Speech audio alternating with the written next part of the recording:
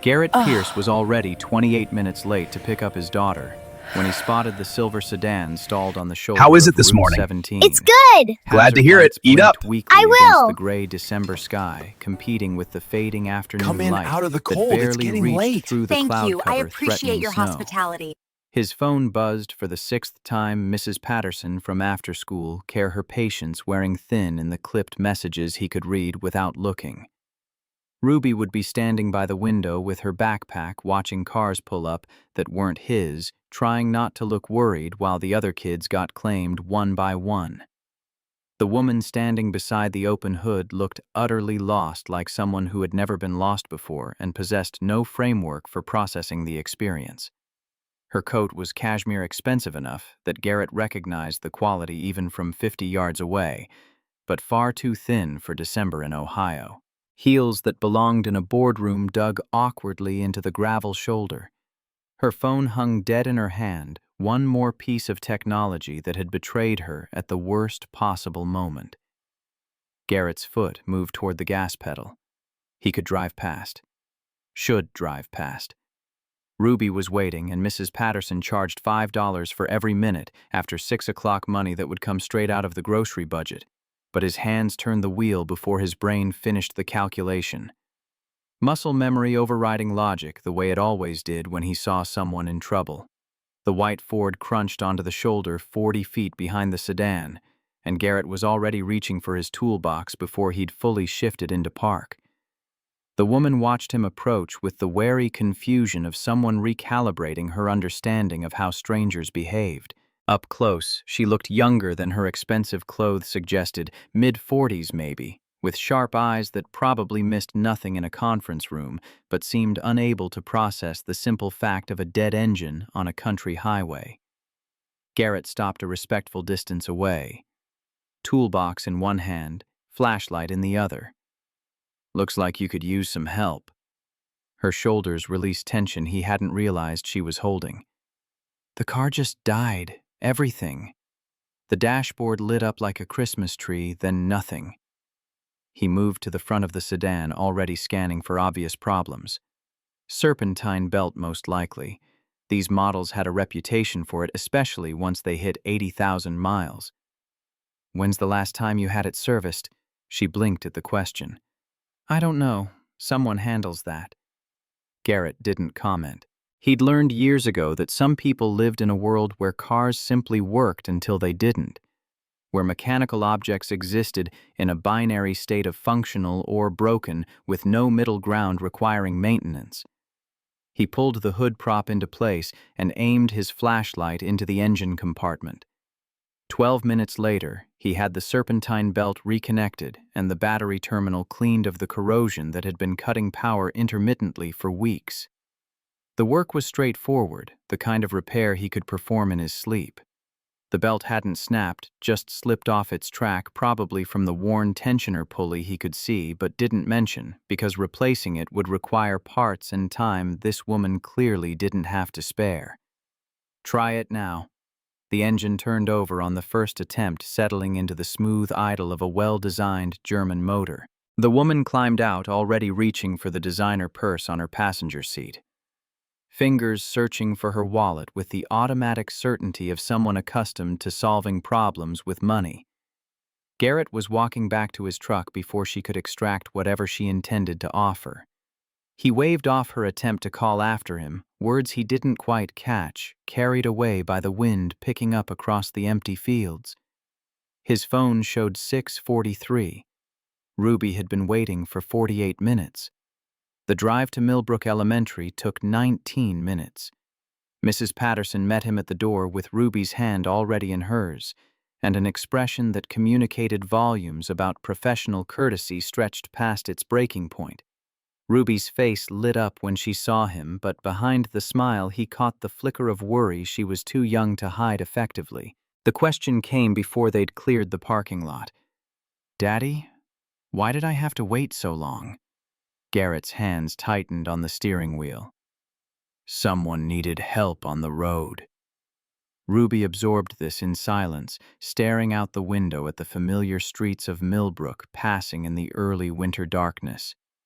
Then, in that serious voice she'd developed somewhere around her 6th birthday, "But I needed you too." The words landed like a physical weight in Garrett's chest. He wanted to explain about obligations that extended beyond immediate family, about the kind of person he was trying to be, about setting examples and living with integrity. Instead, he just drove because 7-year-olds shouldn't have to navigate the moral complexity of competing needs, and because he wasn't sure himself whether he'd made the right choice. The house on Maple Street had belonged to his parents before the bank took most of what they'd left behind. His father had built the back porch with his own hands the summer Garrett turned 12, teaching him how to measure twice and cut once, how to level a foundation, how to drive a nail straight without bending it. Those lessons had become the foundation of everything Garrett knew about work, about patience, about doing things right even when no one was watching.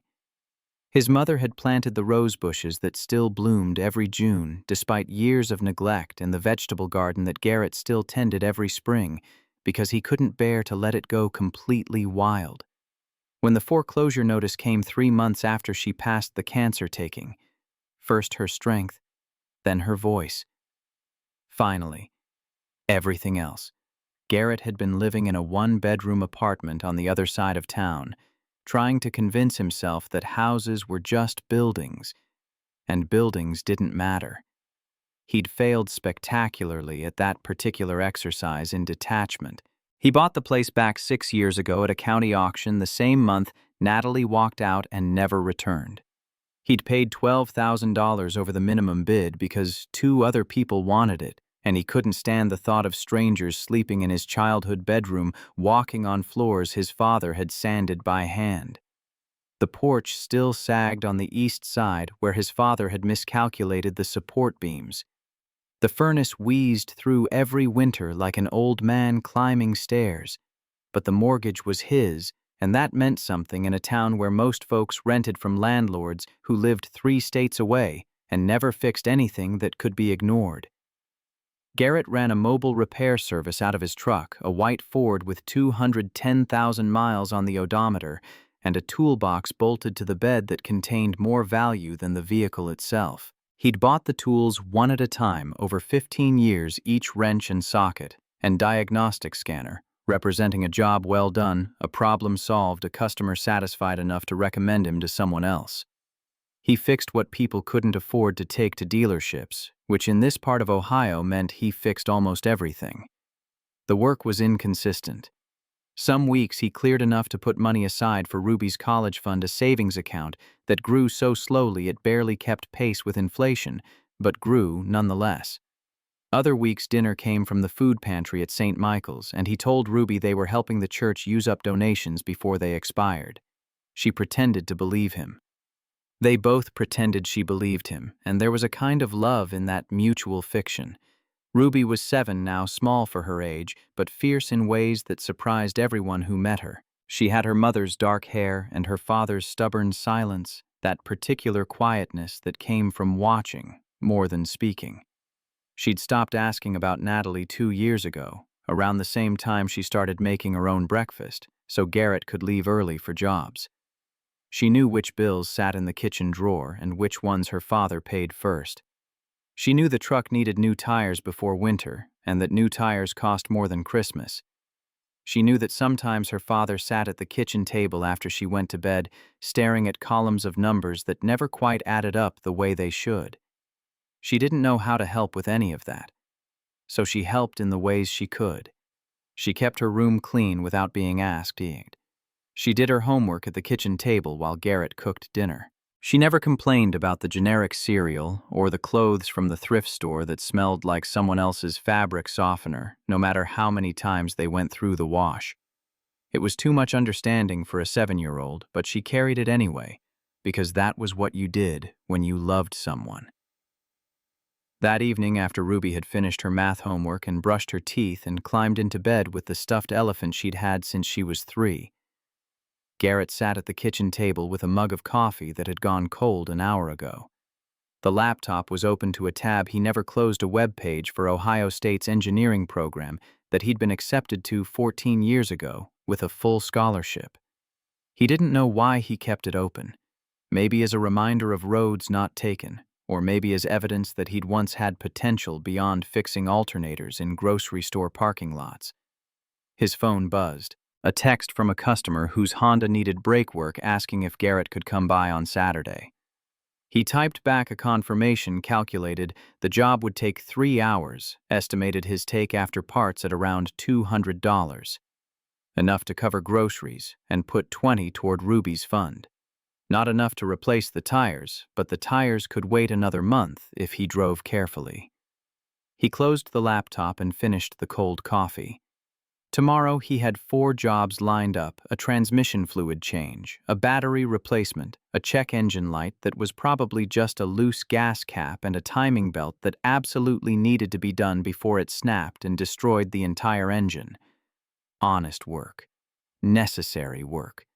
Work that didn't require explaining why he'd given up a scholarship to stay in Millbrook and watch his mother die while his marriage disintegrated around him. 40 miles away, Diane Sutton sat in a penthouse that occupied the entire top floor of a building she owned. The Cleveland skyline stretched beyond floor-to-ceiling windows, a glittering testament to human ambition rendered in steel and glass and electric light. But she wasn't looking at it. She was staring at her ceiling, unable to sleep for the first time in years, replaying the same 12 minutes over and over in her mind. Diane had built Sutton Freight Systems from a single refrigerated truck her father left her when a heart attack took him at 53. She'd been 22 years old, and everyone told her to sell the truck and move on with her life. Find a nice corporate job with benefits and a 401k. Instead, she drove that truck herself for 3 years, learning every route between Cleveland and Chicago, every way a vehicle could break down at 3 in the morning on a deserted highway, every trick for maximizing payload while staying under weight limits. She negotiated with Teamsters who'd been in the business longer than she'd been alive. She met with senators and union bosses and investors who looked at her like she was a child playing dress-up in her father's old office. She'd fired executives who cried and hired others who thought they could outmaneuver her. She slept 5 hours a night because sleep was inefficient, and she woke every morning knowing exactly who she was and what she wanted. Now she owned 4,800 vehicles spanning 25 states. She employed 23,500 people. Forbes estimated her net worth at $4.8 billion, though the actual number fluctuated daily based on market conditions she could influence but never fully control. She had everything anyone could want and nothing that actually mattered. And she couldn't stop thinking about the mechanic on Route 17. She'd been driving herself a rare occurrence that her security team hated, and her assistant had learned to accept with resigned sighs. The meeting in Columbus had run 3 hours late because the acquisition target couldn't make a decision, and by the time she escaped her patience, worn to nothing by men who confused caution with wisdom, she was too wound up to sit in the back of a town car pretending to answer emails. She wanted silence, the kind of silence you could only find on a 2-hour stretch of empty highway in the middle of nowhere where no one could reach her and no one expected anything from her. Then the sedan died without warning, the dashboard lighting up with errors her engineering degree couldn't decode without diagnostic equipment. Her phone battery followed seconds later, killed by the 17 apps running in the background that her assistant insisted she needed for maximum productivity. She stood there in the cold, watching cars pass, and felt something she hadn't experienced in decades: helplessness. The complete absence of leverage. She couldn't buy her way out of this situation. She couldn't negotiate with a dead engine. The man in the white truck didn't slow down at first. She saw his brake lights flash, then release. Then they came on again, and he pulled to the shoulder, and a moment later he was walking toward her with a toolbox and a quiet competence that suggested he'd done this 1,000 times before. He didn't know her name, didn't recognize her face from the occasional business journal profile, didn't calculate net worth or social capital or what helping her might mean for his future opportunities. He just saw someone in trouble and stopped. She'd tried to pay him. He refused with a wave that dismissed the entire concept of transaction, said something about paying it forward that sounded sincere, rather than performative, and walked back to his truck. He drove away before she could ask his name, before she could get his contact information, before she could process what had just happened. By midnight, she had his name, his address, and a summary of his life that fit on half a page. By 1 in the morning, she was parked outside his house in Millbrook, trying to understand why a man with so little would give his time to a stranger who clearly had so much. The house was small, well-maintained in a way that suggested someone cared despite limited resources. A single light burned in what looked like the kitchen. The white Ford sat in the driveway. Paint faded but body straight, a working vehicle rather than a status symbol. She sat in her sedan for 23 minutes, trying to convince herself to drive back to Cleveland that showing up at a stranger's house after midnight was inappropriate, regardless of her intentions. But something kept her in that driver's seat, some recognition that this moment mattered in ways she didn't fully understand. At 11:47, she got out of the car and walked to the front door. The knock echoed louder than she'd intended. She heard movement inside, saw light shift as someone approached.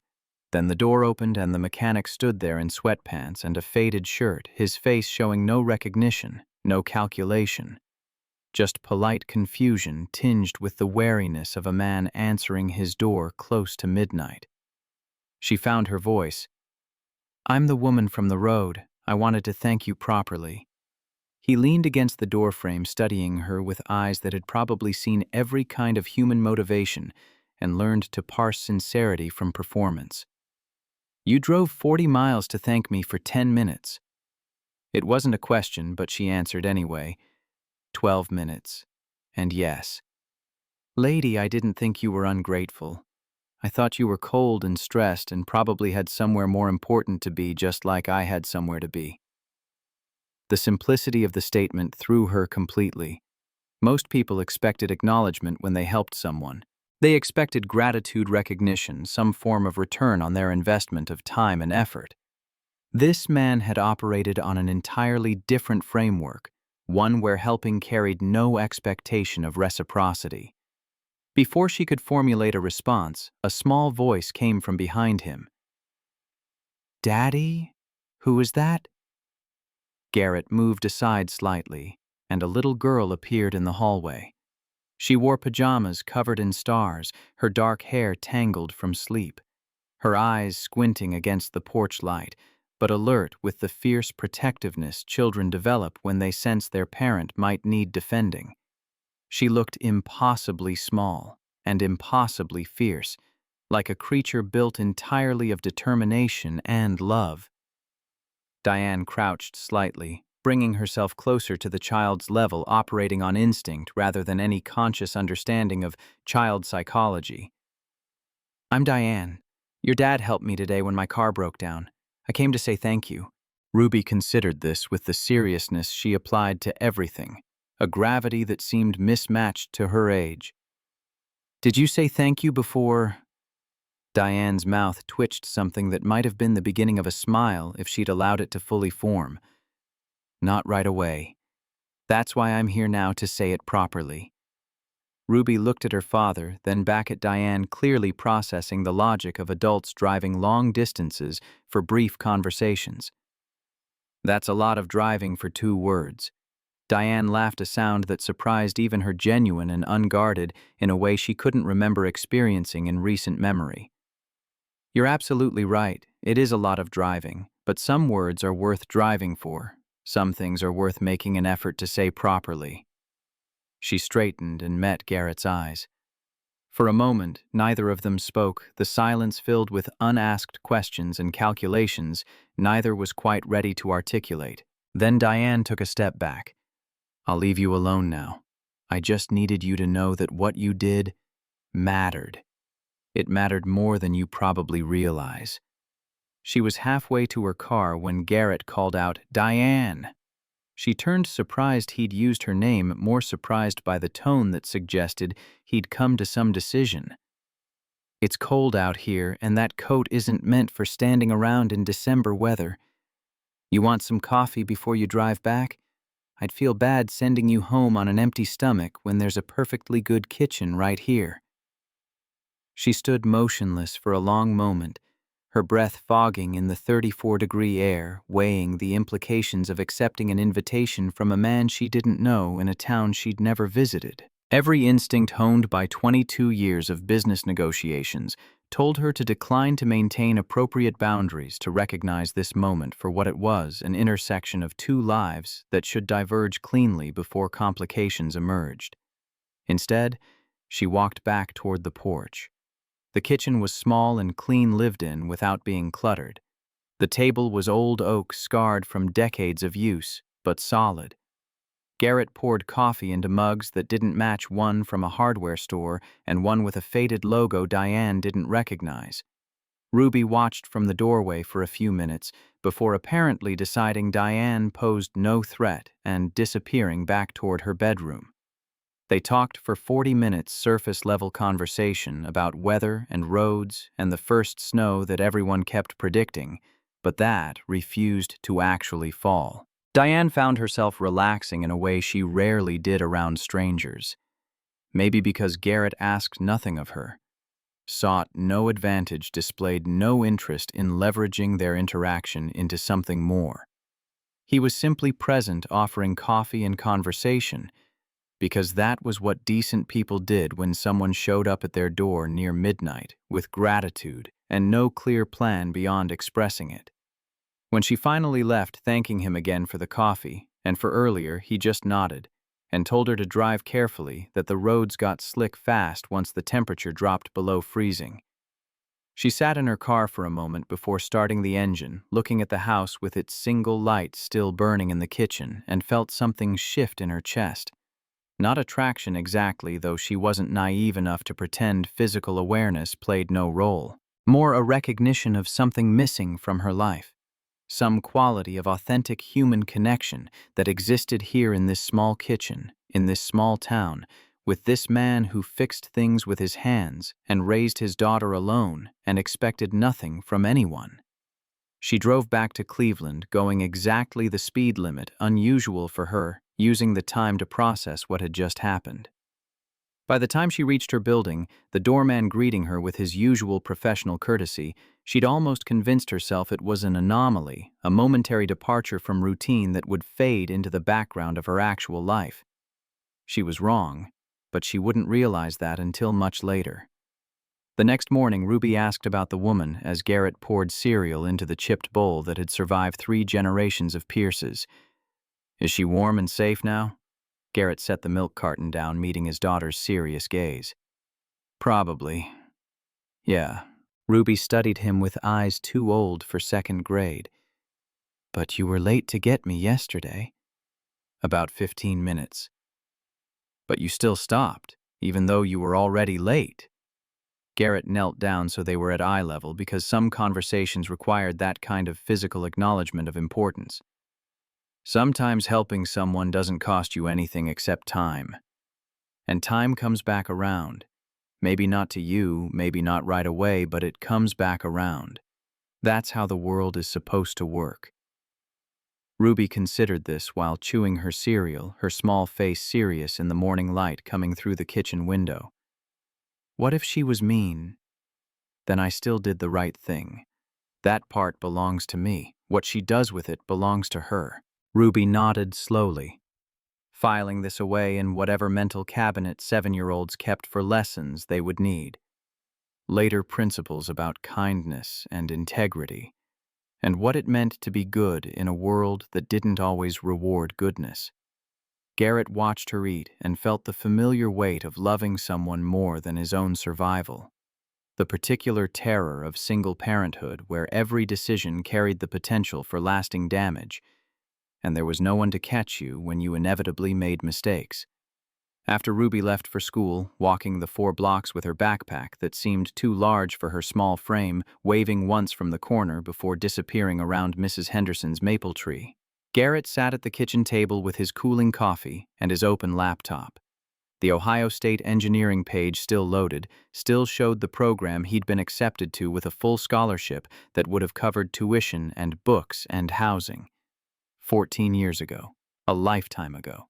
Before his mother's diagnosis, before Natalie decided she'd had enough of competing with a dying woman for her husband's attention before Ruby arrived and made every other consideration irrelevant, he didn't regret the choices, or told himself he didn't, which amounted to the same thing most days.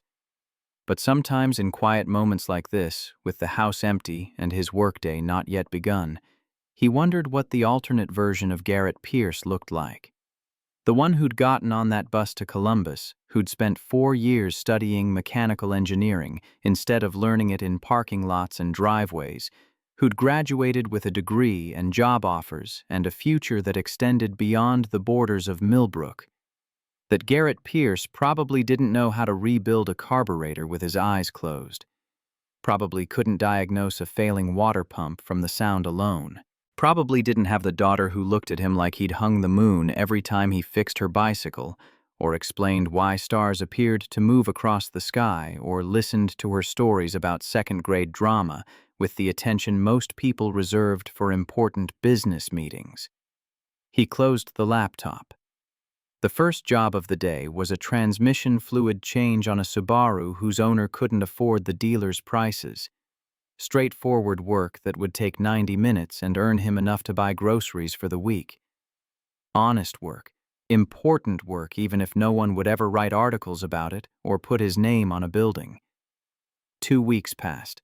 Garrett continued fixing cars in parking lots and driveways, continued helping Ruby with homework at the kitchen table, continued the routines that structured their lives. He thought about the woman from the road, occasionally wondering if she'd made it back to wherever she came from, safely wondering if she thought about that night at all, or if it had already faded into the background noise of her much larger life. Then, on a Wednesday evening, while he was making mac and cheese from a box, and Ruby was coloring at the table, his phone rang. Unknown number. He almost didn't answer. Telemarketers had been aggressive lately, and he had no patience for people trying to sell him things he couldn't afford and didn't need. But something made him pick up. A woman's voice, professional and warm. "Mr. Pierce, this is Margaret from Sutton Freight Systems. Ms. Sutton asked me to reach out to you. She'd like to invite you to visit our headquarters in Cleveland. She mentioned gratitude, a formal acknowledgement, and the possibility of discussing your future. Would you be available for a visit?" Garrett stood very still, spatula in hand, trying to process what he was hearing. Ruby looked up from her coloring, sensing something significant in his posture. Margaret continued. "Ms. Sutton was quite insistent that I convey this was a genuine invitation with no strings attached. She simply wanted to thank you properly and show you what we do. Would next Tuesday work for you?" He found his voice. "Can I think about it?" "Of course. This number will reach me directly. Have a good evening, Mr. Pierce." He set the phone down. Ruby was watching him with that intense focus she turned on things she didn't understand, but knew mattered. "Who was that?" "Someone from the woman's company. The woman whose car I fixed. She wants me to visit."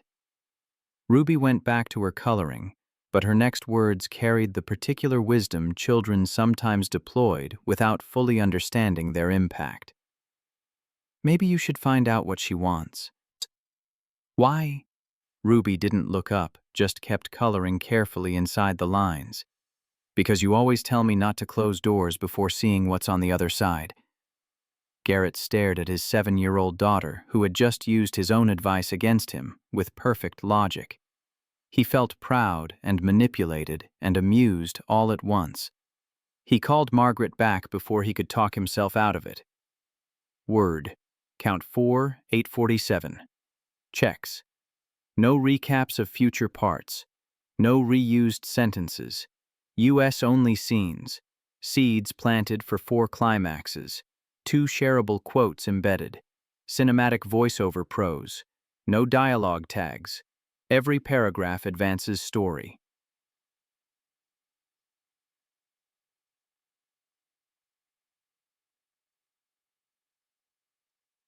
Tuesday arrived cold and clear. Garrett left Millbrook at 5:30 in the morning. Ruby staying with Mrs. Henley next door, who'd agreed to get her to school. The drive to Cleveland took 2 hours through landscapes that shifted gradually from rural to suburban to urban fields, giving way to strip malls, giving way to the dense architecture of a city built on commerce and industry. The Sutton Freight Building rose 44 stories, all glass and steel, reflecting the morning sun. Garrett parked in the visitor section, feeling absurdly out of place in his cleanest jeans and a button-down shirt he'd bought at Goodwill 3 years ago. Security checked his ID twice, their professional courtesy, unable to completely mask their assessment of a man who clearly didn't belong in this environment. The receptionist offered him water in a glass so thin he was afraid to hold it. He sat in a waiting area that probably cost more than he made in 5 years, and waited. When Diane emerged from an elevator at exactly 9 o'clock, she wore a charcoal suit that probably cost more than his truck. But her smile seemed genuine, and she walked toward him without the entourage he'd half expected, just a woman approaching across a marble floor that amplified every footstep into a declaration of purpose. "Thank you for coming. I know this isn't your usual environment." Garrett stood feeling every inch of the distance between his world and hers. "Nothing about the last 3 weeks has been usual." She laughed, a quick sound that suggested she understood exactly what he meant. "Fair point. Come on, let me show you what we do here." They walked through hallways lined with photographs spanning decades, trucks and drivers, warehouses and loading docks, the visual history of a company built from a single vehicle into something that touched millions of lives. People stepped aside when Diane passed, phones lowered mid-conversation, a deference that seemed automatic and absolute. Garrett had never seen anything like it, the way an entire building rearranged itself around one person's presence. They reached a conference room with windows overlooking Lake Erie, stretching toward the horizon. A man in a perfectly tailored suit was already seated at the long table. He didn't stand when they entered, just watched Garrett with eyes that calculated and dismissed in a single motion. Diane's voice carried a note of warning Garrett couldn't quite decode. "This is Blake Drummond, my chief operating officer. Blake, this is Garrett Pierce." Blake's handshake was brief and evaluating, designed to establish dominance through grip strength and release timing. "The mechanic." The way he said it landed somewhere between a question and an insult. Garrett felt his jaw tighten but said nothing. There was no point engaging with someone who'd already decided what they thought of you, based on occupation and appearance. Diane moved to the head of the table, ignoring the tension or choosing not to acknowledge it. "I asked Garrett here because I wanted to thank him properly for his help and because I wanted to show him what we've built. Sometimes it's useful to have fresh eyes on things, perspectives from outside our usual circles." Blake's eyebrows rose fractionally. "Show him." "Yes, show him. Garrett helped me when he had no reason to and asked nothing in return.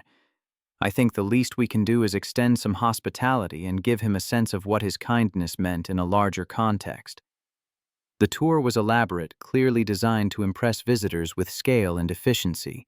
Garrett nodded at appropriate moments, asked occasional questions that revealed more mechanical knowledge than Blake seemed to expect, tried to ignore the COO's barely concealed hostility that radiated like heat from asphalt in summer. But he noticed things they probably wished he wouldn't notice. The drivers in the break room who wouldn't make eye contact with management. The mechanics in the maintenance bay working in a space half the size of his garage at home, surrounded by expensive diagnostic equipment, but lacking basic ventilation or proper lighting. The break room where vending machines charged $3.25 for a can of Coke. He noticed the way people moved around Diane, a combination of respect and fear and careful calculation that seemed exhausting for everyone involved, including Diane herself, though she probably didn't realize it anymore. Near the end of the tour, they passed through a maintenance bay where a young technician was struggling with a fleet vehicle. Garrett paused, watching the young man Danny, according to his name badge, remove the same bolt 3 times in a row, each attempt more frustrated than the last. The torque setting was wrong. Garrett could see it from 15 feet away, the way Danny's wrench kept slipping at the exact same point of resistance. "The torque setting's wrong." Everyone stopped. Blake looked annoyed. Diane looked curious. Danny looked up with the expression of someone caught failing at a task that should have been simple. Garrett walked over, took the torque wrench from Danny's hand, and adjusted the setting, by feel not looking at the gauge, just knowing from 15 years of experience what 75 foot-pounds should feel like when you set the tool. Try it now. The bolt came out clean on the first attempt. Danny stared at the wrench like Garrett had performed magic, like he'd violated some fundamental law of physics, rather than simply correcting a common mistake. Your torque spec sheet is probably out of date. This model year switched to a different fastener midway through production March of that year specifically. Easy mistake if no one updated the documentation. The bolt looks the same, but the threads are finer, require different settings. Danny nodded, something like hope entering his expression. Thanks. No one told us about that change. Garrett handed back the wrench. No one ever does. You just have to learn it the hard way, or find someone who already has. He returned to the group. Blake's expression had hardened into something that looked almost like hostility, as if Garrett's competence represented a personal threat. Diane's eyes suggested she was cataloging everything she saw, processing implications Garrett couldn't begin to guess. That evening, after Garrett had driven home and eaten dinner with Ruby and helped her with math homework that involved fractions he had to look up to remember how to solve properly, Blake sat across from Diane in her corner office and made his case.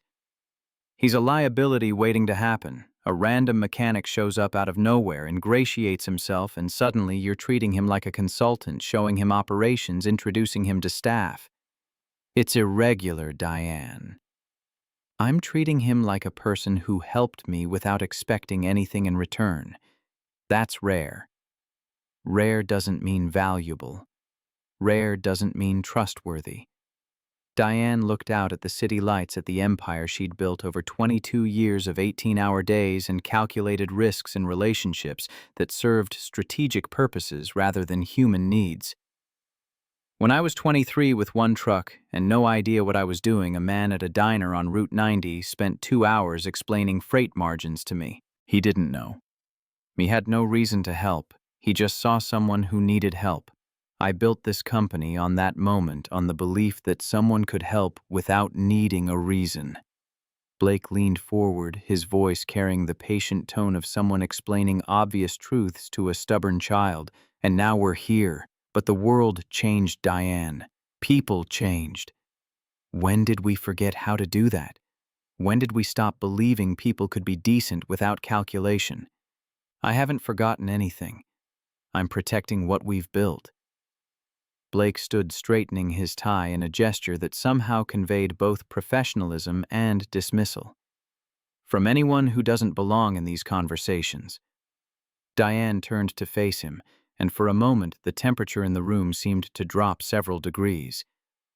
And who decides who belongs? Blake didn't answer. They both knew who'd been making those decisions for years, whose judgment had shaped hiring and firing, and the culture that permeated every level of the company. He left without another word, his footsteps precise and measured on the marble floor. Alone in her office, Diane pulled up the background check on Garrett Pierce that her legal team had compiled. The file was sparse in the way that suggested a life lived simply rather than a life hiding complexity. Marriage ended in divorce 4 years ago. House purchased at auction. Mobile repair business that barely broke even annual income estimated between $38,000 and $42,000. A daughter with a 3.7 grade point average. No debt beyond his mortgage, $847 a month. An 8-month gap in employment after his divorce. Acceptance to Ohio State's engineering program with a full scholarship, never attended. It was the cleanest background check she'd ever seen. No debt collectors. No legal troubles. No pattern of job hopping or relationship instability. Just a man who'd been accepted to college, hadn't gone for reasons the report couldn't determine, and had spent 14 years fixing cars for people who couldn't afford better options. She closed the file. Her phone showed 12:47 in the morning. In 5 hours, she had a meeting with investors who wanted to expand into autonomous vehicle logistics. In 6 hours, she needed to review quarterly projections for 3 divisions. In 7 hours, she had a call with a senator about infrastructure legislation that could make or break their expansion plans. But all she could think about was a man in a small kitchen in a small town pouring coffee into mismatched mugs and expecting nothing. Asking. Nothing. Wanting. Nothing. Except maybe to be kind in a world that didn't always reward kindness. She'd spent 22 years building toward a specific vision of success, and somewhere in the building of it she'd lost track of why success mattered, who it was supposed to serve, what it was supposed to feel like when you actually achieved it. For the first time in years, Diane Sutton felt lonely in a way that had nothing to do with being alone. 2 weeks passed before Diane's assistant called again. Garrett was under a Chevy Tahoe in the parking lot of Miller's Hardware when his phone rang, hands covered in transmission fluid. The autumn sun already dropping toward the horizon, though it was barely 4:30. He let it go to voicemail, finished torquing the pan bolts to spec, and only checked the message after he'd cleaned up and collected payment from Mr. Miller, who counted out cash in 20s that smelled like the register drawer they'd been sitting in for months. Margaret's voice carried the same professional warmth as before. Mr. Pierce, Ms. Sutton wanted me to reach out again. She enjoyed your visit and wondered if you might be available for another conversation. Nothing formal. Just coffee, perhaps. She suggested this Saturday at 2 o'clock if that works for your schedule. Please call me back at your convenience. Garrett sat in his truck phone in hand staring at the message notification. Ruby was at a birthday party until 5. He had 2 hours before he needed to pick her up, 2 hours to decide whether engaging further with Diane Sutton was wisdom or foolishness. The visit to Cleveland had been interesting in an anthropological way, like touring a museum exhibit about how the other half lived. But it had also left him unsettled, aware of distances that couldn't be bridged by good intentions or mutual curiosity. He called Margaret back. The coffee meeting was scheduled for Grounds Coffee House in Millbrook neutral territory. That surprised him because he'd assumed Diane would suggest somewhere in Cleveland. But apparently she was driving to him a gesture that felt significant in ways he couldn't quite articulate. Ruby had opinions about the meeting delivered while Garrett made grilled cheese sandwiches for dinner that night. Are you going to be friends with her? The question was straightforward in the way only children could manage cutting through complexity to reach the simple core of human interaction. I don't know. Maybe. We're pretty different. Ruby considered this while chewing her expression thoughtful. Mrs. Patterson says different people can be friends if they're nice to each other. Mrs. Patterson is a wise woman. She also says you can tell a lot about people by how they treat people who can't do anything for them. Garrett paused mid-bite, wondering where a 7-year-old had absorbed that particular piece of wisdom, and whether Ruby understood she'd just delivered a fairly sophisticated analysis of social dynamics. That's true, and the Lady Diane, she's been nice. Ruby nodded, satisfied with this assessment, and returned her attention to her sandwich. But Garrett sat with the observation longer, turning it over in his mind. Diane had been nice, but more than that, she'd been present in a way that suggested genuine interest rather than polite performance. She'd asked questions and listened to answers, made eye contact without the calculating quality he'd seen in Blake Drummond's face, treated him like someone whose perspective mattered rather than someone whose function was to provide a service and then disappear. Saturday arrived with unusual warmth for late autumn, one of those October days that felt like summer's last gasp before winter settled in permanently. Garrett arrived at Grounds Coffee House 15 minutes early, found a table by the window, and ordered black coffee because he'd never developed a taste for the elaborate drinks that seemed to define coffee culture for everyone under 40. Diane arrived exactly on time, sliding into the chair across from him, with the efficient grace of someone accustomed to controlling every moment of their day. She'd dressed casually, or what passed for casual, in her world jeans that probably cost more than Garrett's monthly mortgage payment, and a sweater that looked like it had never been within 100 yards of a discount rack. "Thank you for meeting me. I know weekends are precious when you have a daughter." Garrett wrapped his hands around his mug, appreciating the simple warmth. "Ruby's at soccer practice. I've got 2 hours before I need to collect her." They talked for 20 minutes about nothing consequential weather and town gossip, and whether Millbrook's high school football team had any chance of making the playoffs. Surface conversation that served the function of establishing comfort building toward whatever Diane had actually come to say. Finally, she set her cup down, met his eyes directly. "I need to ask you something, and I'd appreciate an honest answer, even if you think it's not what I want to hear." Garrett nodded, waiting. "When you stopped on Route 17 when you helped me, what were you thinking? Not what you think you should have been thinking, but what actually went through your mind." He took his time answering, trying to reconstruct a moment that felt both recent and impossibly distant. "I thought about my daughter waiting for me. I thought about how much being late was going to cost. I thought about how I should just drive past because I had a legitimate excuse and no one could blame me for prioritizing my own kid. But you stopped anyway. I stopped anyway, because I couldn't live with myself if I didn't. Because that's not who I want to be, and more importantly, it's not who I want Ruby to see me being." Diane absorbed this in silence, her expression unreadable. Then, "Do you ever resent it? The stopping the helping, the doing the right thing when it costs you something?" The question struck closer to truth than was comfortable. "Sometimes. Yeah.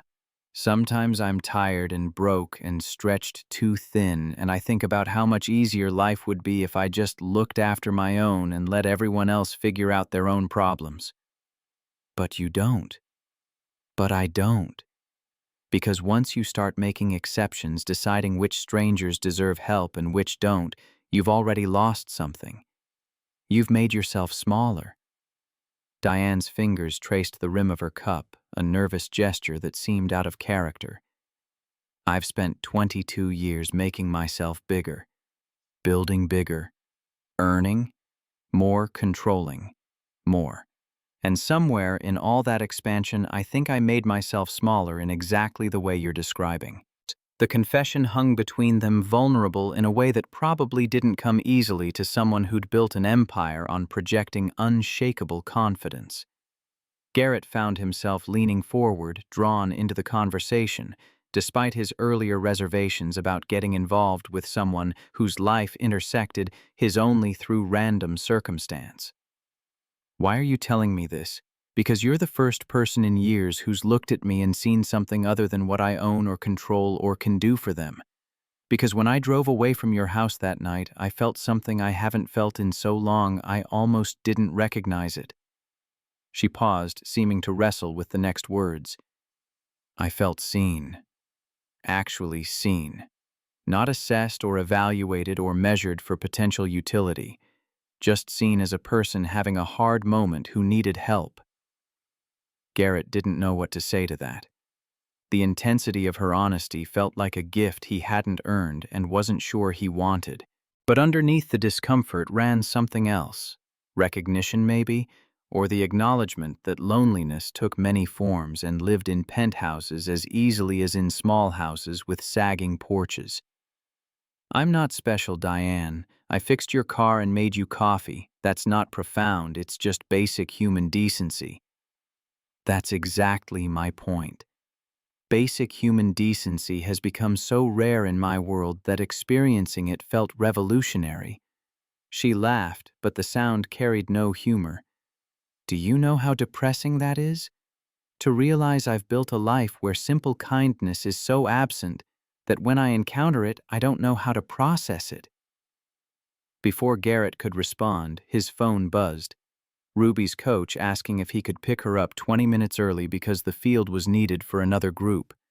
He texted back a confirmation, then looked at Diane. "I need to go get Ruby." "Of course." She stood reaching for her purse, then hesitated. Would it be okay if I came with you? I'd like to meet her properly when I'm not appearing on your doorstep at midnight. The request surprised him, but he found himself nodding. They took separate vehicles to the soccer field, Garrett's truck following Diane's sedan through streets that probably looked quaint to her, but just looked familiar to him. Ruby was waiting by the fence, grass-stained and sweaty and grinning with the uncomplicated joy of a child who'd just spent 90 minutes running and kicking and not worrying about anything more complex than which way the ball was supposed to go. She spotted her father's truck and started running toward it, then stopped short when she noticed the woman standing next to him. Recognition crossed her face, the lady from the door, the midnight visitor now appearing in full daylight in normal clothes. "Hi, Ruby. I'm Diane. Your dad and I were having coffee and I wanted to say hello to you properly this time." Ruby studied her with that unnerving directness children possessed before social conditioning taught them to moderate their stares. "You look different in the daytime." Diane laughed, genuine amusement lighting her features. "I imagine I do. It's much easier to look presentable when I'm not showing up unannounced at midnight." "Did your car break again?" "No. I just wanted to talk to your dad. We're becoming friends, I think." Ruby looked at Garrett for confirmation. He nodded, feeling oddly like he needed his daughter's permission for this friendship that was forming despite all reasonable objections. Ruby seemed to consider the situation, weighing factors only she understood, then delivered her verdict with a shrug. "Okay. Are you staying for dinner?" The invitation came from Ruby, but Garrett found himself seconding it before he could think through the implications. Diane looked surprised, pleased, uncertain, all three emotions flickering across her face in rapid succession, before she settled on acceptance. Dinner was spaghetti from a box with sauce from a jar, garlic bread from the freezer, salad from a bag, the kind of meal that took 20 minutes to prepare and apologized for none of its shortcuts. They ate at the kitchen table that had hosted 3 generations of Pierces, and Diane fit into the scene with an ease that surprised Garrett. She asked Ruby about school and soccer and her favorite subjects, listened to lengthy explanations about the social dynamics of second grade with the attention most adults reserved for board meetings. After dinner, Ruby disappeared to do homework while Garrett and Diane cleared the table. She insisted on helping with dishes, rolling up her sleeves to reveal a watch that probably cost more than his truck, but washing plates with the competence of someone who hadn't always had staff to handle such tasks. "This is nice." She handed him a clean plate to dry. "I can't remember the last time I did something this normal. Dishes, family dinner, conversation that isn't transactional, being in a space where no one wants anything from me except maybe to pass the salt." Garrett filed the clean plates in the cabinet, considering his next words carefully. "Can I ask you something?" "Of course." "Why are you really here, not just today, but all of it, the midnight visit, the coffee, the dinner? What are you looking for?" Diane's hands stilled in the soapy water. She stared out the window above the sink at the backyard where Garrett's mother's garden had once flourished and now grew whatever had the will to survive neglect. "I don't know exactly. Connection, maybe. Evidence that there's a different way to live than the way I've been living. Permission to want something other than what I've spent 2 decades building." That's a lot of weight to put on a stranger's dinner table. "I know, I'm sorry. This probably seems crazy to you. Rich woman shows up in small town, acts like making friends is some kind of revelation." Garrett dried the last dish, folded the towel, turned to face her. "It doesn't seem crazy. Lonely, maybe, but not crazy." The word hung between them, acknowledged but not elaborated. Diane pulled the plug in the sink, watched the water spiral away, and Garrett had the sense that something significant was happening, that they'd crossed some threshold from polite acquaintance into territory that carried more risk and more possibility. Ruby reappeared, backpack in hand, asking for help with a math problem about fractions that Garrett barely understood himself. Diane leaned over to look, then explained the concept with a clarity that suggested she'd actually paid attention in school rather than just memorizing formulas. Ruby's face lit up with understanding, and she completed the remaining problems in under 5 minutes. "How did you know that?" Diane smiled. "I was pretty good at math when I was your age. Still am actually. My whole job is basically complicated math about moving things from one place to another as efficiently as possible." "That sounds boring."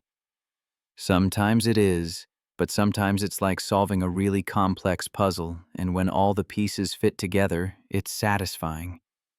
Ruby absorbed this clearly, filing away the information for future reference.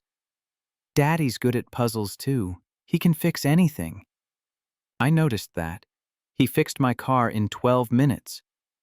He fixed my bike in 7 minutes, and Mrs. Henderson's lawnmower in 15 minutes, and Mr. Miller's register at the hardware store in 3 minutes.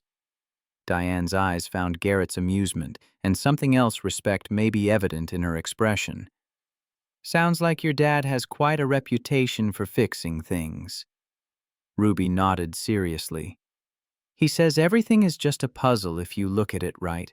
You just have to figure out which piece is in the wrong place." After Ruby went to bed, Garrett reading 2 chapters from a book about dragons that seemed to involve an excessive amount of detailed world-building, but that Ruby loved with religious fervor, he returned to find Diane still sitting at the kitchen table, looking at the space like she was trying to memorize it. "I should go. It's getting late and I've already imposed on your evening more than I intended." Garrett poured himself coffee from the pot he'd made earlier, offered her a cup. She accepted, settling back into her chair like she'd decided to stay a while longer, despite her stated intention to leave. "Can I tell you something?" She wrapped both hands around the mug, seeking warmth, despite the house being comfortably heated. "That thing Blake said during the tour about you being irregular, he wasn't wrong. You are irregular. You don't fit into any framework I understand. And that terrifies me a little." "Why?" "Because I've spent my entire adult life building frameworks, creating systems I could understand and control. Every relationship is transactional. Every interaction serves a purpose. Every person fits into a category that helps me know how to deal with them. But you don't fit, and I don't know what to do with that except keep showing up and hoping I figure it out eventually." Garrett sat across from her, considered the vulnerability she was offering, wondered if he should match it with honesty of his own. "You want to know what terrifies me? The fact that you keep showing up. Because I've spent the last 6 years building a life that works barely, but it works. It's small and limited and probably not what I imagined when I was 22 with a scholarship and a future. But it's mine, and more importantly, it's stable for Ruby. And you showing up threatens that stability because you represent possibility I can't afford to consider." "What kind of possibility?" "The kind where I start thinking maybe this is enough. Maybe I could want more. Maybe there's room in our life for someone who doesn't fit any framework I understand either." The confession cost him more than he'd expected. He wasn't practiced at articulating feelings, preferred action over words, had spent most of his adult life focused on immediate problems rather than abstract wants. But Diane's honesty seemed to demand reciprocity, created a space where pretending not to feel things would be its own form of dishonesty. She didn't respond immediately, just held his gaze across the table that had witnessed generations of Pierce family conversations. Then, "I need to tell you something. Blake is going to come after you." The shift in topic was jarring. "What?" "He sees you as a threat to his position, to the order he's maintained for years. He's going to try to undermine you, maybe investigate your background, look for leverage to convince me you're not what you appear to be." Garrett felt something cold settle in his chest. "I haven't done anything wrong." "I know, but Blake doesn't need you to have done anything wrong. He just needs to create enough doubt, raise enough questions. He's very good at it. So why are you warning me? Because I need you to understand what you're walking into if you keep engaging with me. This isn't just coffee and dinner and 2 people figuring out an unlikely friendship. There are stakes you didn't choose, consequences that extend beyond your control." Garrett stood paced to the window. stared out at darkness punctuated by the streetlight on the corner. Why are you doing this? You have a company to run a life that works in Cleveland. Why complicate everything by dragging some mechanic from Millbrook into your world? Diane joined him at the window, standing close enough that he could smell whatever subtle perfume she wore. Because I've been dragging myself through that life for 22 years and I'm so tired, Garrett. I'm tired of calculating every interaction, tired of seeing everyone as either an asset or a liability, tired of going to bed every night in a penthouse that cost more than most people's houses and feeling completely alone. Her voice carried exhaustion that probably had nothing to do with the hour. Garrett recognized the particular weariness that came from maintaining appearances while everything underneath slowly crumbled. He'd felt it during the 8 months after Natalie left when he was trying to keep Ruby's world stable, while his own fell apart in ways he couldn't explain to a 3-year-old. I can't fix your loneliness, Diane. I can barely manage my own. I'm not asking you to fix it. I'm asking you to let me exist in your space for a while, to remember what it feels like to be around someone who isn't trying to get something from me. The request was simple and impossibly complex. Garrett wanted to say yes, wanted to offer the uncomplicated friendship she seemed to need, but he wasn't naive enough to believe anything involving Diane Sutton would remain uncomplicated for long. Okay, but on one condition. She turned to face him, waiting. You have to be honest with me. About what's happening with Blake, about why you keep coming back, about what you actually want from this. I don't do games, and I don't have the energy for people who say one thing and mean another. Deal. She extended her hand for a shake, and he took it. Feeling the firm grip of someone accustomed to sealing agreements with physical contact. But instead of releasing immediately, she held on for a moment longer, her expression shifting to something softer. Thank you, Garrett, for dinner, for honesty, for not asking me to be anyone other than who I am right now. After she left, driving back to Cleveland in darkness, taillights disappearing around the corner, Garrett stood on his porch and wondered what he'd just agreed to. Ruby appeared in the doorway behind him, supposed to be asleep, but clearly awake and aware. Is she nice, Daddy? He turned to find his daughter studying him with that unnerving perception children possessed. Yeah, Bug. She's nice. Good. You should have nice friends. Ruby padded back to bed, satisfied with this assessment. Garrett remained on the porch, breathing cold air that carried the first hints of winter, and tried to convince himself he hadn't just made a catastrophic mistake. 3 days later, a manila envelope arrived at Garrett's house via courier. Inside was a background check on Garrett Pierce, professional and thorough, the kind of document that cost money and required connections to compile. A sticky note attached read, "Thought you should see what Blake is circulating. Nothing damaging, but he's looking. D." Garrett read through the file with growing discomfort. His divorce from Natalie, documented in clinical language about irreconcilable differences and custody arrangements. His 8-month gap in employment explained as unclear, possibly depression related to marital dissolution. His Ohio State acceptance and decision not to attend, marked as further investigation needed, full scholarship, declined without explanation, suggests possible addiction or criminal history not yet discovered. The last notation made him laugh, a bitter sound that held no humor. Blake was manufacturing mysteries where none existed, creating space for suspicion about a life that was simply small rather than secretly problematic.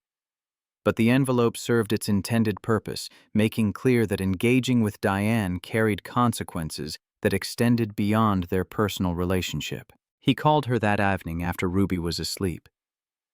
Got your package. I'm sorry, I wanted you to know what you're dealing with.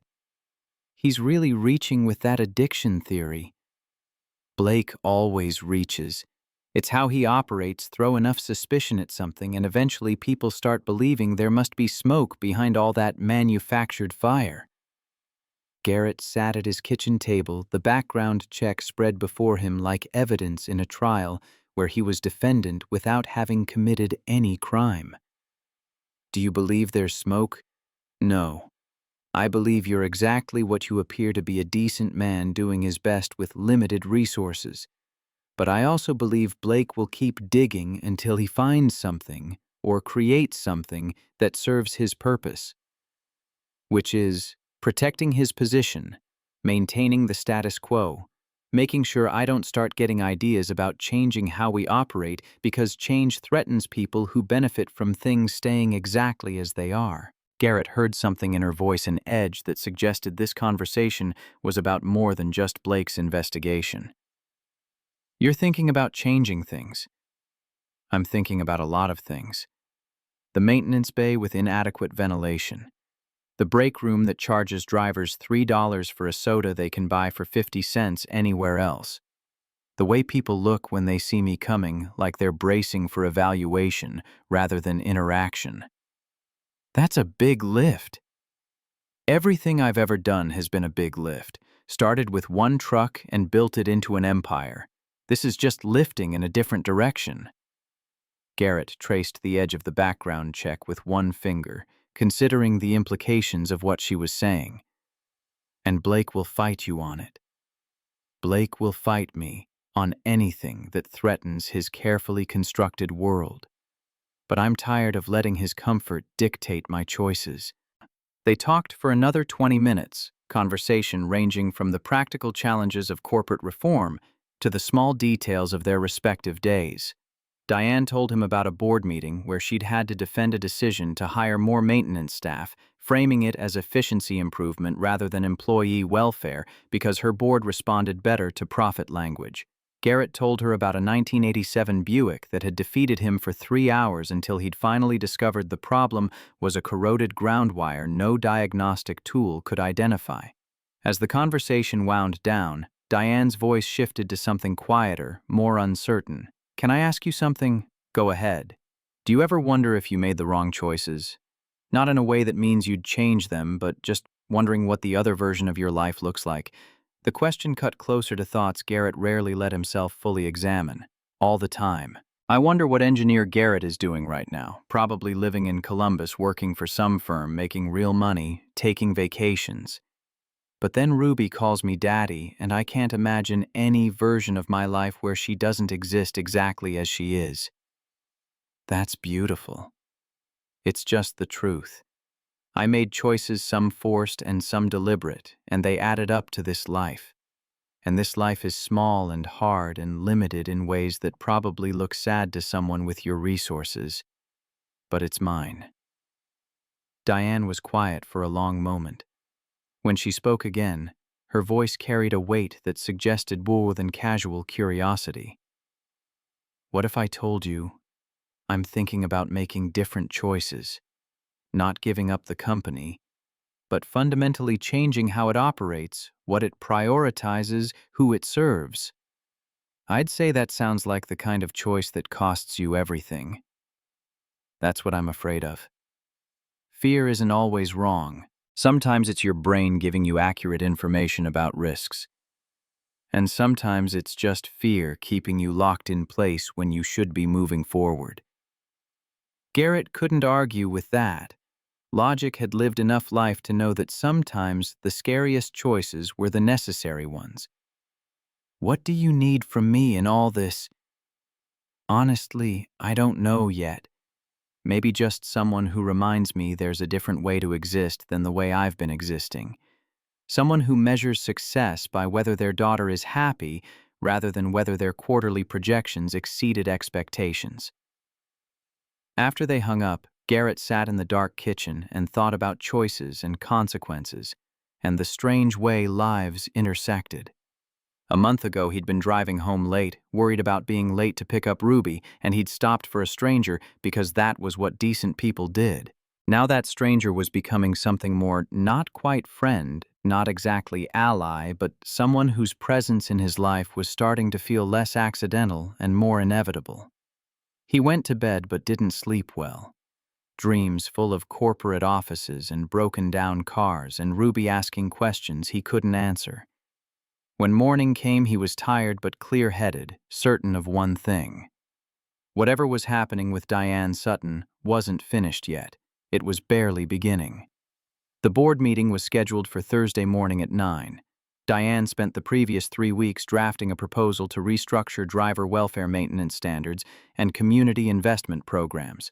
The document ran 47 pages backed by data from competitors who'd invested in employee welfare and seen retention rates climb by 35 to 50%. She'd calculated the costs $53 million in the first year and projected returns that wouldn't materialize for at least 18 months. It was the kind of long-term thinking that made CFOs nervous and shareholders skeptical. Blake knew about the proposal.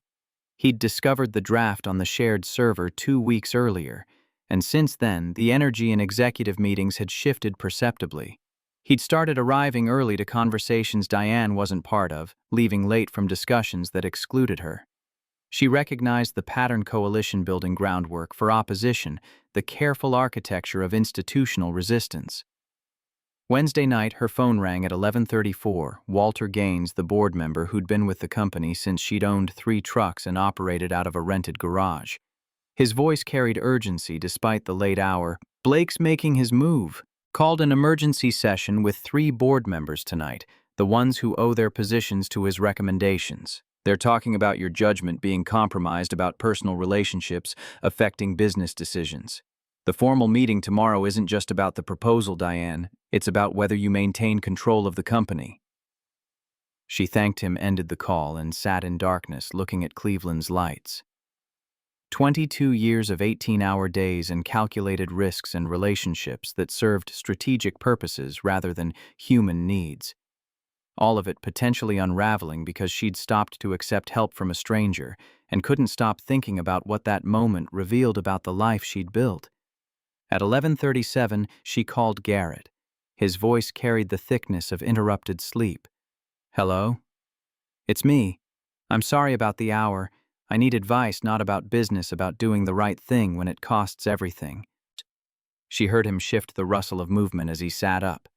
"Tell me what's happening." She explained the proposal, Blake's, maneuvering the emergency session, the stakes that extended beyond corporate restructuring into questions about her fitness to lead. Garrett listened without interrupting, and when she finished, the silence stretched long enough that she wondered if the connection had dropped. Finally, "What do you think the right thing is, changing how we treat people? Making the company something I can actually be proud of, rather than just something that generates returns." "But it might cost you the company." "Yes." "Then you already know what to do. The question isn't what's right. The question is whether you're willing to pay the price for doing it." Diane closed her eyes, felt the weight of accumulated choices pressing down. "What if I lose everything? You told me 2 weeks ago you already feel like you have nothing that matters. Seems like you don't have much to lose." His voice softened slightly. "Fear of losing something isn't a reason to keep something that's making you miserable." In the background, Ruby's voice emerged young and sleep-blurred but clear. "Tell her to be brave, Daddy." Something in Diane's chest cracked open at the sound of a 7-year-old offering courage through her father. She'd built an empire, negotiated with senators, stared down investors who tried to push her out, survived 2 decades of corporate warfare. But a child's simple instruction to be brave hit harder than any boardroom confrontation. "Thank you, both of you. Call me after the meeting. However it goes." She promised she would then sat alone with her thoughts until dawn broke over the city she'd claimed as her own through sheer force of will. At 7, she showered and dressed in the charcoal suit she wore when she needed armor. At 8, she reviewed her proposal one final time, making minor adjustments to language that might soften resistance without compromising core principles. At 8:45, she walked into the conference room where her board waited. Blake was already seated, flanked by 3 members whose loyalty he'd cultivated over years. 4 other members sat clustered at the opposite end, Walter among them, his expression grim but determined. 2 seats remained empty, the undecided members who would tip the balance one direction or another. The undecided members arrived at 8:58 and 8:59 respectively, taking seats that forced them to choose sides through geography. They chose the middle equidistant from both camps, and Diane recognized the strategy immediately. They'd wait to see which way momentum shifted before committing. She took her position at the head of the table and launched directly into presentation. The proposal restructured compensation to include housing stipends for long-haul drivers, upgraded maintenance facilities to meet not just minimum standards but optimal working conditions, subsidized break room food and beverages, and established training programs taught by experienced mechanics rather than consultants who'd never turned a wrench in anger. Community partnerships would anchor the company in towns where facilities operated, building goodwill that couldn't be measured in quarterly reports, but that created resilience against the kind of reputation damage that destroyed companies in the age of social media. She spoke for 18 minutes without interruption, laying out costs and projected benefits, acknowledging short-term pain for long-term sustainability. When she finished, Blake didn't wait for invitation to respond. This proposal is idealism masquerading as strategy. It sacrifices quarterly performance for theoretical benefits that may never materialize. Our investors didn't buy stock in a charity operation, they bought stock in a freight company that delivers returns. Diane met his challenge directly. Our investors bought stock in a company with integrity. Right now, we have drivers sleeping in trucks because we don't compensate adequately for overnight stays. We have mechanics working in facilities that barely meet OSHA minimums. We have break rooms that gouge employees on basic necessities. And yes, our stock price has tripled over 10 years, but that growth was built on efficiencies that treat people like expendable resources rather than assets worth maintaining. Those efficiencies are why we're profitable while competitors struggle. Those efficiencies are why our turnover rate is 18% higher than industry average, why we spend $3.2 million annually recruiting and training replacements for people who leave because we treat them like machinery that can be replaced as easily as a worn belt. Blake leaned forward, and Diane saw the shift in his expression that signaled he was abandoning reasoned argument for the personal attack. This is about the mechanic, isn't it? This sudden concern for working conditions, this focus on driver welfare, it started when you met that man from Millbrook. The room temperature seemed to drop several degrees. Diane felt the attention of every board member lock onto her, waiting to see how she'd respond to the implication that personal feelings had compromised professional judgment. This is about the fact that I've spent 22 years building something I'm no longer proud of. A company that generates profit by extracting maximum value from people while giving back minimum investment in their welfare. That's not who I wanted to be when I started with one truck and a dream about doing things differently. Blake's smile carried no warmth. Interesting how this crisis of conscience emerged only after a stranger showed you kindness on a highway. One act of basic decency and suddenly you want to restructure a multi-billion-dollar company based on feelings rather than data. Walter cleared his throat, drawing attention before the confrontation could escalate further. I remember when Diane drove that first truck herself, when she knew every driver by name, when she slept in truck stops to understand their experience. This proposal sounds like that Diane, the one who built this company on the principle that taking care of people wasn't charity, it was good business. One of the undecided members, Margaret Holloway, former CFO of a regional carrier, spoke for the first time. But what about shareholder value? How do we justify $53 million in first-year costs when returns won't materialize for 18 months, minimum? Diane had anticipated this question, had spent 3 weeks building the answer. I am a major shareholder. I hold 38% of company stock. And I'm voting yes on this proposal because I believe treating people well isn't just ethically correct, it's strategically sound. Lower turnover means lower recruiting costs. Better maintained equipment means fewer breakdowns and missed deliveries. Drivers who feel valued are drivers who take care of cargo and represent us well to customers. She pulled up a slide showing retention data from 3 competitors who'd invested in employee welfare. These companies saw retention improve by 35 to 50% within 2 years. Their recruiting costs dropped by 42%. Customer satisfaction scores increased by 28%. The math works if you're willing to think past next quarter's earnings call. The discussion continued for another 40 minutes. Arguments and counter-arguments flowing across the table like moves in a chess match where everyone could see the board but disagreed about which pieces mattered most. Blake hammered on short-term costs. Diane countered with long-term sustainability. Walter spoke about company culture and the drift away from founding principles. Blake questioned whether nostalgia was sound basis for business decisions that affected thousands of employees and millions in shareholder value. Finally, the board chair, Eleanor Kemp, who'd remained silent throughout, called for a vote. All in favor of the proposal as presented. Diane's hand went up. Walter's followed. 2 other members joined them. 4 votes. All opposed. Blake's hand rose immediately, followed by his 3 allies. 4 votes against.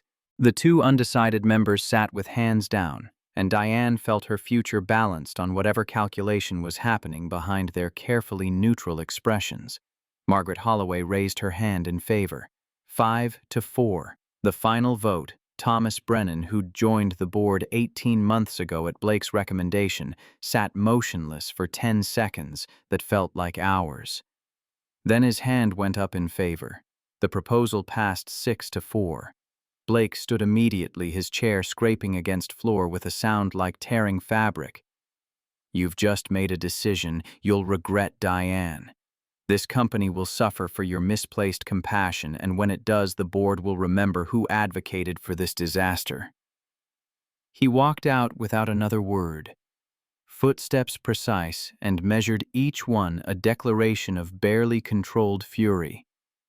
Diane watched him go and felt no triumph, only exhaustion and the weight of consequences she'd just set in motion.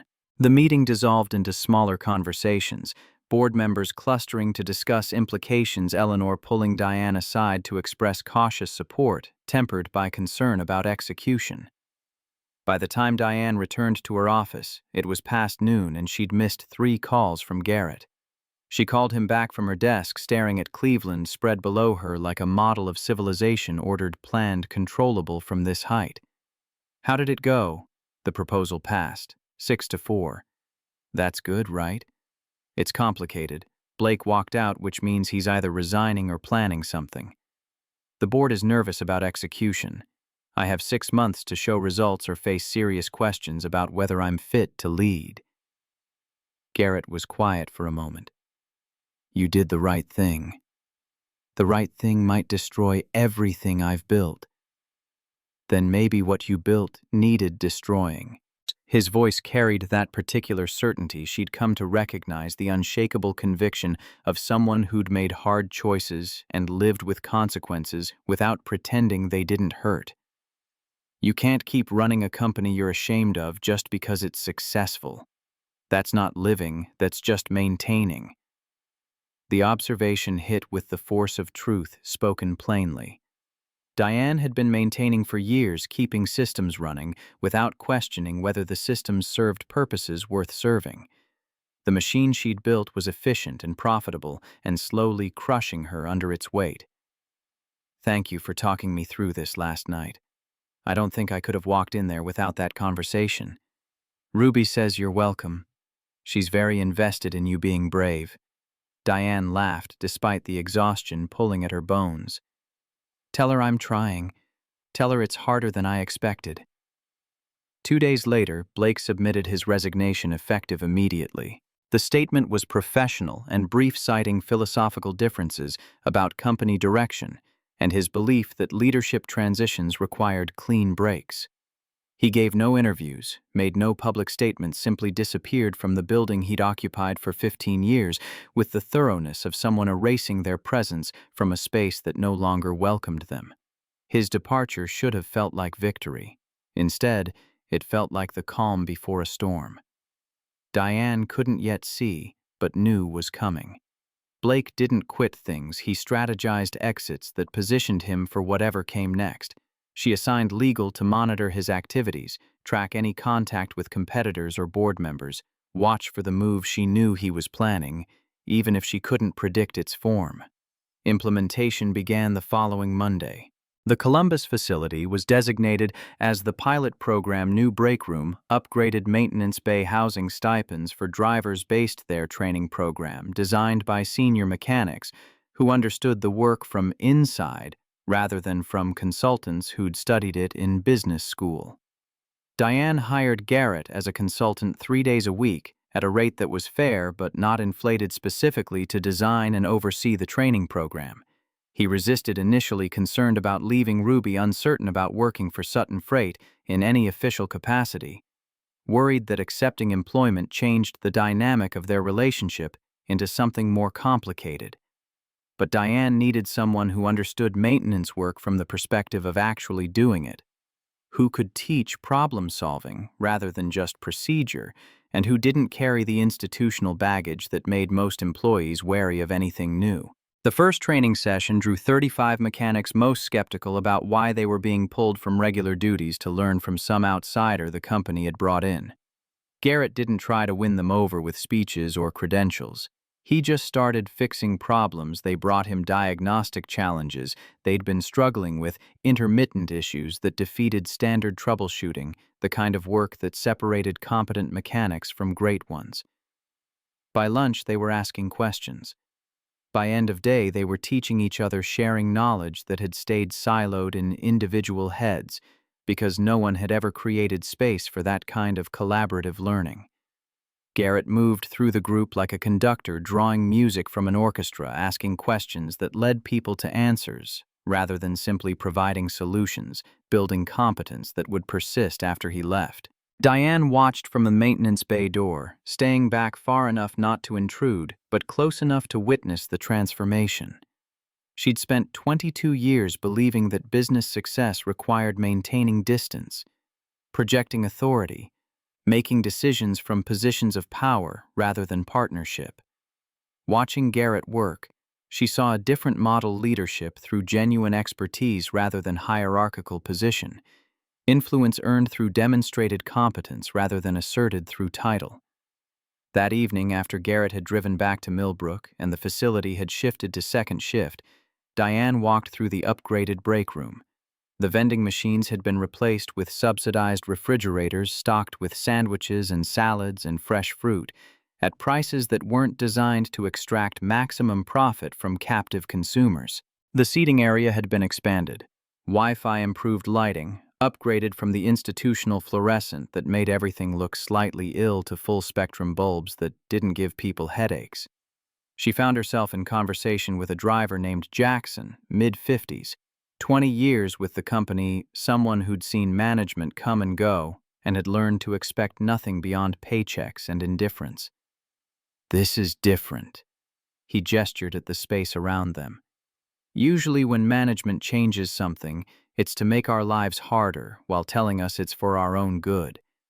This feels like someone actually asked what would help." Someone did ask.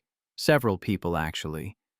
We sent surveys, conducted interviews, looked at what other companies were doing successfully. Jackson studied her with the wariness of someone who'd been disappointed before and knew better than to trust easily. "Why now companies been profitable for years without worrying about whether we had decent places to eat lunch?" The question deserved honest answer. "Because I realized we were profitable by treating people like expenses instead of investments. And I stopped being able to look at myself in the mirror while running a company built on that foundation." That's unusually honest for a CEO. "I'm trying something new. Being honest about what we've been and what we need to become. It's harder than I expected." Jackson laughed, the sound carrying more understanding than mockery. "Change usually is, especially when you're trying to change something that's been working, at least for some people." She left the facility feeling cautiously hopeful, a sensation so unfamiliar she almost didn't recognize it. But hope proved fragile in the face of operational reality. The first week showed promising signs. Morale improved, mechanics responded to training, drivers expressed appreciation for upgraded facilities.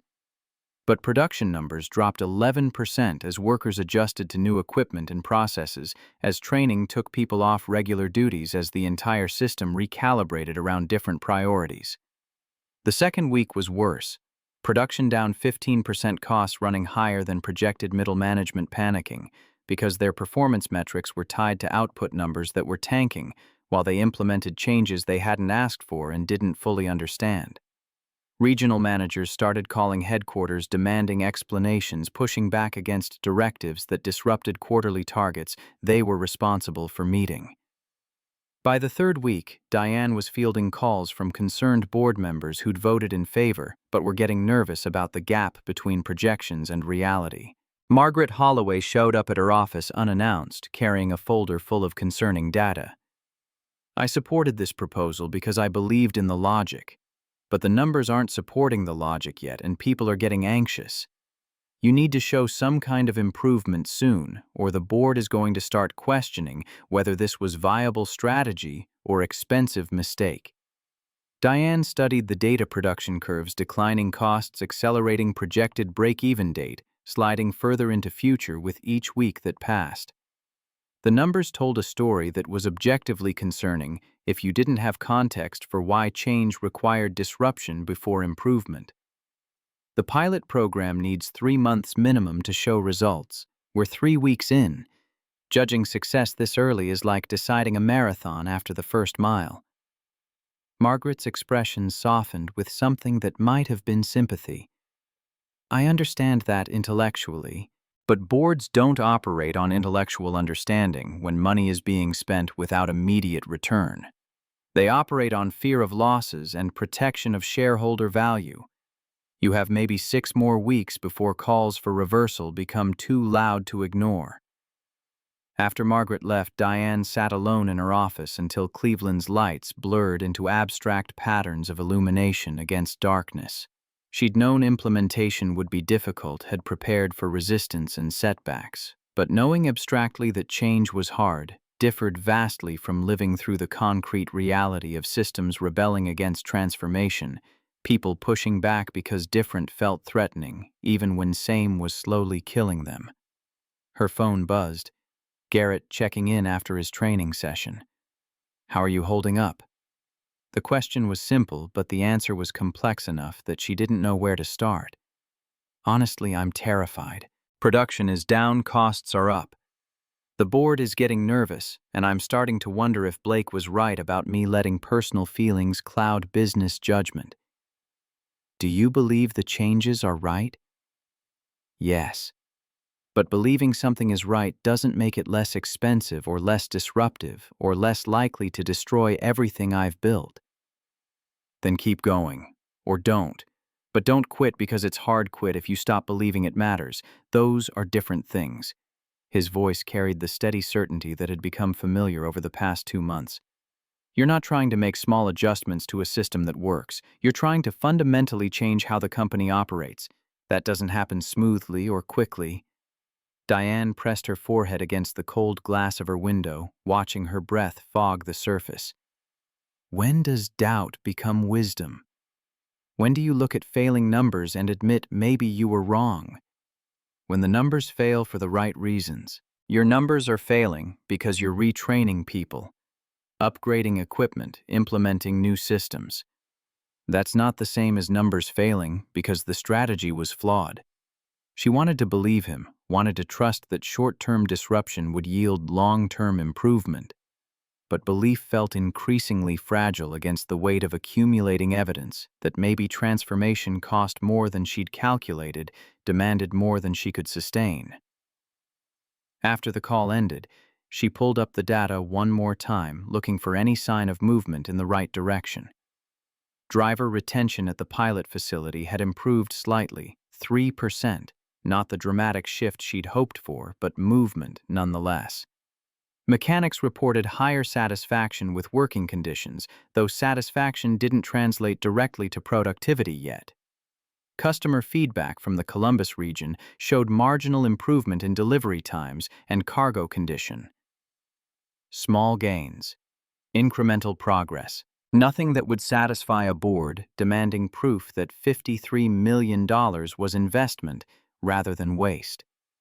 She went home to her penthouse and couldn't sleep lying in darkness while her mind cataloged every possible failure mode, every way this could end with her removed from the company she'd built publicly, discredited for choosing compassion over profit.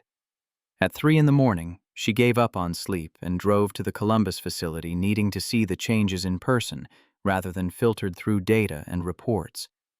The maintenance bay was quiet at that hour, just a few mechanics working graveyard shift servicing vehicles that couldn't afford downtime during business hours. She walked through the upgraded space-proper ventilation, removing the thick smell of exhaust and chemicals that used to hang in the air, LED lighting that didn't give people headaches after 8 hours workstations designed for ergonomics rather than maximum density. One of the mechanics noticed her, a woman in her 30s named Rodriguez, who'd been with the company 6 years. "Can't sleep either." "Something like that. How's the new space treating you?" Rodriguez set down her wrench, wiping hands on a rag that was already thoroughly stained. "Honestly, it's weird. Good weird, but weird. Like someone actually thought about what would make the work better instead of just what would make the work faster." "Is it working? Are you able to do your job better? Ask me again in 3 months. Right now everything is different, which means everything is slower while we figure out new systems. But yeah, I think once we adjust, this will be better. Being able to breathe properly is a pretty significant improvement." Diane thanked her and continued walking, finding herself in the driver's lounge that used to be a grim space where people killed time between runs. Now it was bright and clean, with actual comfortable seating and subsidized food that didn't come from machines designed to extract maximum profit. A driver was sleeping on one of the couches using a rolled-up jacket as a pillow, and Diane felt a rush of anger at herself for not noticing sooner how her company had failed basic obligations to human dignity. She drove back to Cleveland as dawn broke, traffic beginning to build on highways that never fully slept. By the time she reached her office, she'd made a decision that was either brave or foolish. Probably both. She called Eleanor Kemp, directly bypassing the usual channels that would have scheduled this conversation for some future date when it could be managed and controlled. "I need to address the board next week. Full presentation on pilot program status, including all the difficult data about production declines and cost overruns. I need them to see what we're building, rather than just what we're spending." Eleanor was silent for long enough that Diane wondered if the connection had failed. Then, "That's a bold move. The data doesn't tell a compelling story yet." "The data tells an honest story. And if the board is going to lose confidence in this direction, I'd rather face that directly than watch it erode through whispered concerns and sideline conversations." "All right, I'll schedule it, but Diane, go into this prepared for the possibility that honesty isn't enough. Sometimes people need comfort more than they need truth." The next week unfolded in a blur of preparation. Diane compiled every piece of data from the Columbus facility, good and bad, building a presentation that didn't hide costs or minimize disruption, but that contextualized short-term pain against long-term vision. She brought in testimonials from drivers and mechanics, survey data showing improved morale, customer feedback indicating marginal service improvements. Garrett spent Wednesday evening in her office reviewing the presentation, pushing her to make the human element more central than the financial justification. "You're still talking," their language returns, "on investment, projected timelines, efficiency metrics. But what changed your mind wasn't an ROI calculation. It was standing in that maintenance bay and seeing people work in conditions you wouldn't tolerate for yourself." The board responds to data, not feelings. The board responds to stories wrapped in data. Give them the numbers, but make them see actual people affected by actual choices. Otherwise, you're just debating abstractions, and abstractions are easy to dismiss when they're expensive. She revised the presentation based on his feedback, weaving in human stories that made costs concrete rather than theoretical. Thursday morning arrived cold and clear, one of those November days where winter announced its intention without fully committing. The board assembled at 9, all faces showing varying degrees of skepticism and concern. Diane took her position and launched directly into honest assessment. Production was down 17% at the pilot facility. Costs were running 23% over initial projections, and the timeline to break even had extended from 18 months to 24. She didn't minimize the numbers or excuse the overruns. She presented them as the price of fundamental transformation, the cost of choosing to be a different kind of company than they'd been for 22 years. Then she pivoted to changes that weren't captured in production metrics. Driver retention at Columbus had improved by 12% over 3 months. Not dramatic, but meaningful when each retained driver saved $8,000 to $12,000 in recruiting and training costs. Mechanics reported a 47% increase in job satisfaction. Customer complaints about damaged cargo had dropped by 19% in the Columbus region. 3 drivers from competing companies had specifically requested transfers to Columbus because word had spread about improved conditions. These numbers don't show up in quarterly reports. They don't affect stock price or impress analysts, but they represent something more sustainable than short-term efficiency gains extracted by treating people as disposable resources. They represent the foundation of a company that can survive not just next quarter, but the next decade. Blake's successor, Carol Brennan, promoted from regional management specifically because she'd advocated for employee welfare initiatives, added supporting evidence about retention economics and the hidden costs of high turnover that never appeared in simple production calculations. The presentation ran 45 minutes. When Diane finished, the room sat in silence that felt charged with competing reactions: approval, doubt, calculation, fear. Finally, Eleanor spoke. "This is ambitious and expensive and uncertain, but it's also honest, which is more than most turnaround strategies offer. I'm inclined to give it more time, but I need to know from other board members whether they're willing to stay committed through the difficult months ahead." Margaret Holloway was first to respond. "The data is concerning but not catastrophic. If we'd expected this to be easy or cheap, we wouldn't have voted for a $53 million outlay. I say we give it the 6 months originally projected before making judgment calls." 3 other members voiced agreement. 2 expressed deep reservations but grudging willingness to wait for more data. The final 2, both recruited during Blake's tenure, both skeptical from the start, abstained from supporting continued investment without clearer timelines for return. The meeting ended without formal vote, just tacit agreement to continue for now while maintaining close oversight of costs and progress. Diane left the boardroom exhausted but intact, her authority questioned but not revoked, her vision challenged but still viable. She called Garrett from her car, needing to hear a voice that wasn't worried about shareholder value or competitive positioning. "How did it go?" "I survived. The proposal is still alive. I have 6 months to prove this wasn't catastrophically stupid." "Then let's make sure it wasn't." His voice carried that unshakable certainty she'd come to depend on. "You've got people who want this to work. Use them. Build on what's starting to show improvement, and stop expecting transformation to be neat or quick or cheap." "When did you become an expert on corporate turnarounds?" "I'm not. But I am an expert on fixing things that seem impossible until you break them down into manageable problems. Your company isn't one big problem. It's 1,000 small problems that look overwhelming until you start solving them one at a time." After they hung up, Diane sat in her car and watched Cleveland move through its afternoon rhythms. People and vehicles and the constant motion of a city that never fully paused. She'd spent 22 years building toward a specific vision of success. And now she was trying to build towards something different.